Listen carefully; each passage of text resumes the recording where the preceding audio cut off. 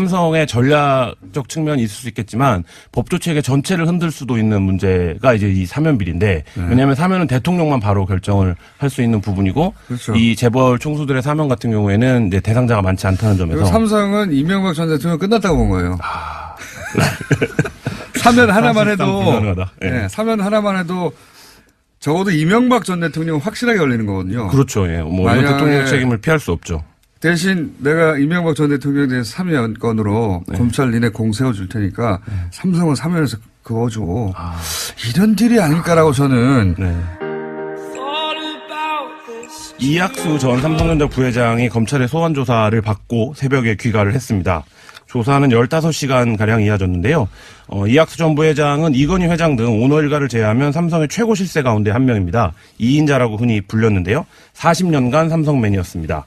2009년 다스 소송 비용 대납에 관여해 뇌물 공유한 혐의로 조사를 받았는데요. 언론 보도 등에 따르면 소송 비용 대납 사실을 대체로 인정한 것으로 보도가 되고 있습니다. 이게 지금 박근혜 최순실 삼성으로 구성됐던 제3자 뇌물죄. 네. 예, 이명박 버전이죠. 이명박 다스 삼성. 네, 구조는 거의 비슷합니다. 최순실이 필요한 말을 준 것과 이명박이 140억을 찾아오는데 삼성의 변호사 비용을 대납한 이런 정황입니다. 그렇죠. 최순실의 자리에 다스를 넣으면 되는데 이제 차이는 여기서 다스가 이명박 전 대통령 소유로 확정되면 이제 그냥 직접 뇌물죄가 되는 거죠. 네, 그렇죠. 아니라. 근데 이제 정의식 판사가 삼성에는 현안이 없다라고 역사의 길이 남을 아주 오랫동안 회자될 겁니다. 길이 남은 판결을 함으로써 검찰을 어마어마하게 열받게 만들었잖아요. 네. 이때는 현안이 있는 것으로 지금 검찰이 보고 있는데요. 아니, 삼성도 현안은 있죠, 당연히. 네, 그렇죠. 근데 너무 명백하게 있는 걸 날려버리니까 검찰은 열받았고 그러면서 일종의 판도라 상자를 열었다. 그렇죠. 저는 그렇게 보는데. 근데 저는 여기서 이제 주목할 만한 대목이 이제 좀 이따가 대가성이 뭐냐, 뭐 이 얘기를 하려고 지금 입이 근질근질하죠.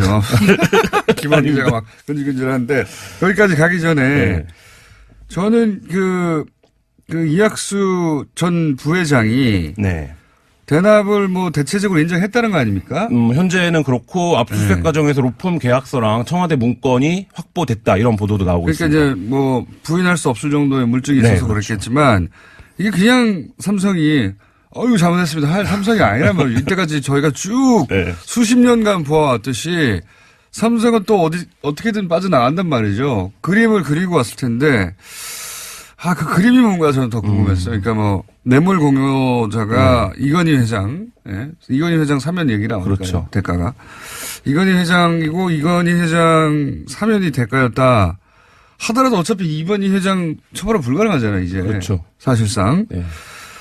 그러니까 저는 이거를 인정을 하고 대가성을 사면으로 국한하려고 하는 전략이 아닐까. 원포인트 사면을 이건희 회장이 이후에 받았는데. 그러니까 사면까지는 왜냐하면 그 혜택을 이건희 회장이 입었잖아요. 그렇죠. 공여자도 이건희 회장이잖아요.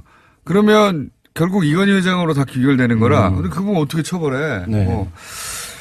누워 계시니까 아파하고. 사면으로 국한하려고 하는 그거 내가 인정할 테니까 이쯤에서 끝냅시다라고 하는 작전이 아니겠는가 저는 추정을 하는데 그래서 거꾸로 사면은 일도 아니다. 사면은 일도 아니다. 검찰이 그 정도에서 먹고 떨어지면 안 된다고 봅니다.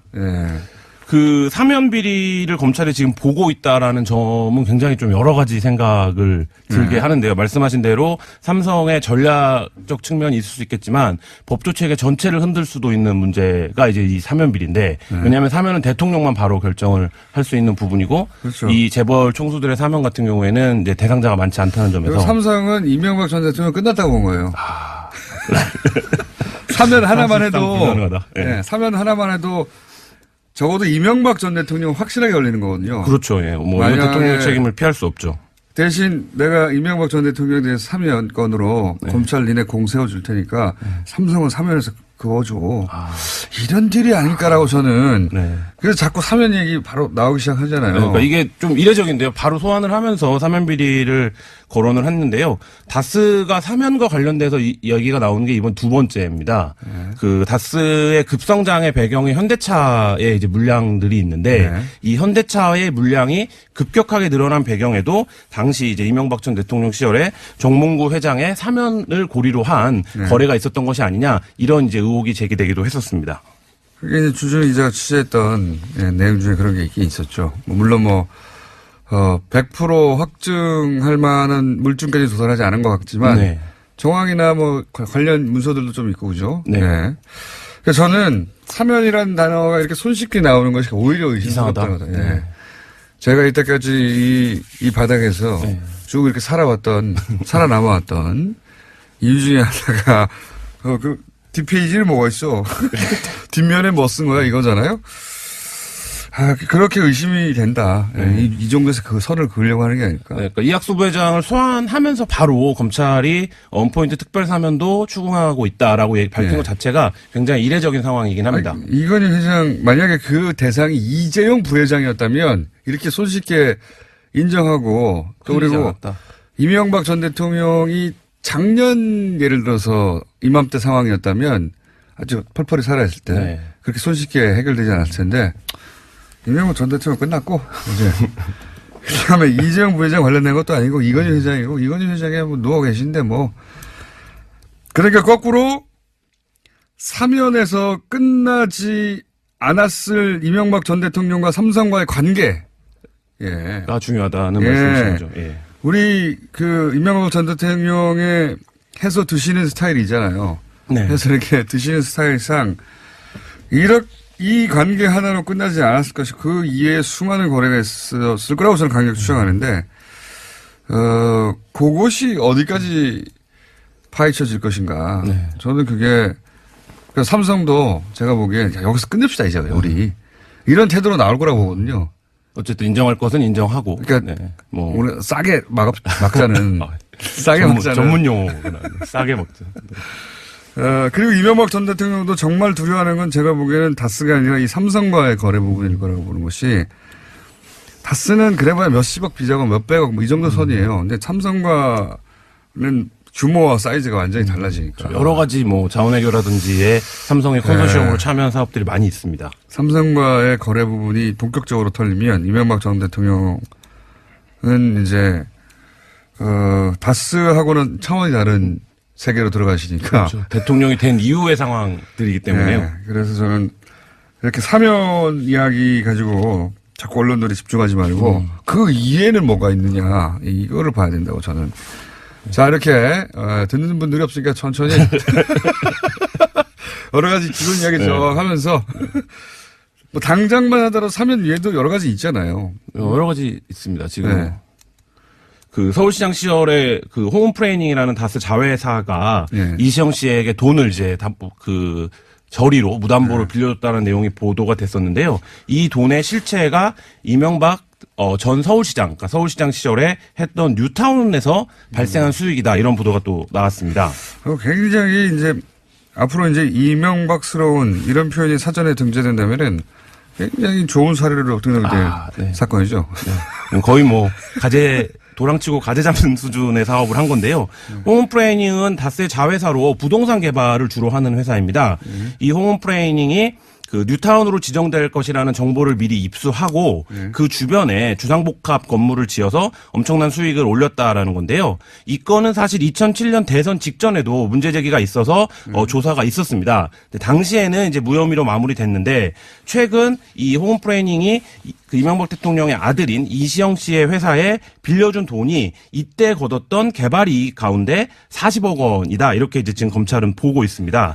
이 정황을 어제 이제 나온 보도를 이제 좀 더 내용을 풍부하게 하는 건데요. 왜 담보도 없이 낮은 이자에 돈을 빌려줬는가 이 대목에서 돈이 이렇게 흘러간 정황을 본 것입니다. 자기 돈이니까 한마디로 말하면. 그래서 자기 어떤 이제 그걸 했겠죠.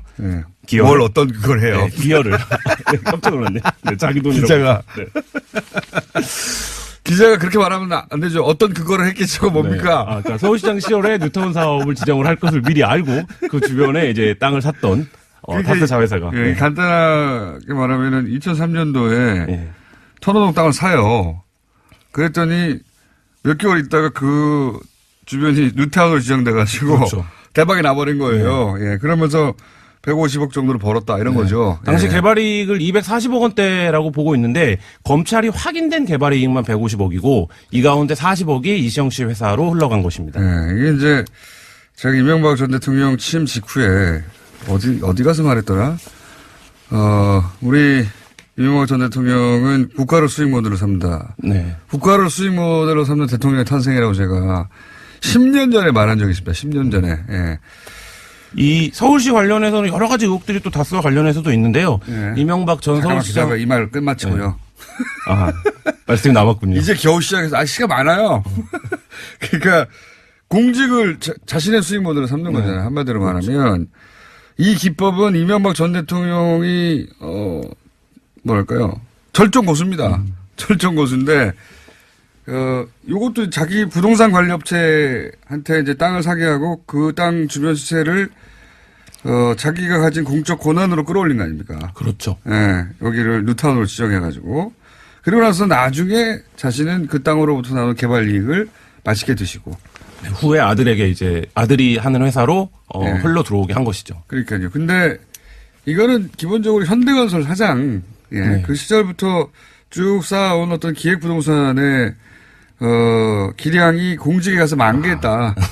절정 고수의 노하우. 예, 그 기량이 공직에 가서 만개했다고 보는데 한편으로는 또 이런 점도 있을 것 같아요. 현대건설 시절에 사기업의 사장. 네. 그때는 항상 공무원들이 뭐 규제를 들이대고 이것 때문에 안 된다 혹은 뭐 뇌물을 줘야 하고 그때 쌓인 울분이 있을 거 아닙니까?